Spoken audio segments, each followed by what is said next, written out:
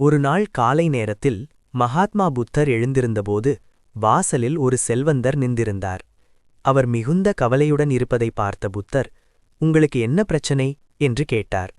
அதற்கு அந்த சேட், மகாராஜா, என்னிடம் அளவிட முடியாத செல்வம் இருக்கிறது, நிறைந்த குடும்பம் இருக்கிறது, எந்த நோயும் இல்லை. ஆனால் இருந்தாலும் எனக்கு இரவில் தூக்கம் வருவதில்லை. முழு இரவும் புரண்டு புரண்டு படுத்துக்கொண்டே இருக்கிறேன் என்றார். அதற்கு மகாத்மா புத்தர், சேட், உங்களிடம் தூங்குவதற்கு தேவையான ஒன்று இல்லை என்றார். சேட் ஆச்சரியமாக, அது என்ன மகாராஜா என்று கேட்டார். புத்தர் கூறினார், நீங்கள் நாலா பக்கமும் கவலைகளால் சூழப்பட்டிருக்கிறீர்கள். செல்வம் பற்றிய கவலை, வியாபாரம் பற்றிய கவலை, குடும்பம் பற்றிய கவலை. நினைவில் கொள்ளுங்கள், கவலை என்பது மனிதனின் மிகப்பெரிய எதிரி. இதிலிருந்து தப்பிக்க வழி கேட்டபோது புத்தர் சொன்னார், நீங்கள் இயற்கையிடமிருந்து பாடம் கற்றுக்கொள்ளுங்கள். மரங்கள், செடிகள், மலர்கள், நீர், ஒளி, இவை அனைத்தின் வடிவிலும் இயற்கையின் அளவற்ற செல்வம் நாலா பக்கமும் பரவியிருக்கிறது.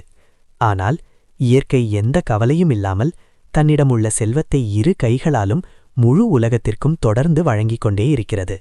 நீங்கள் அதிலிருந்து ஊக்கம் பெற்று உங்கள் வாழ்க்கையையும் அதற்கேற்ப அமைத்துக் கொண்டால் உங்களுக்கு தூக்கம் மட்டுமல்ல, ஆழ்ந்த அமைதியும் கிடைக்கும்.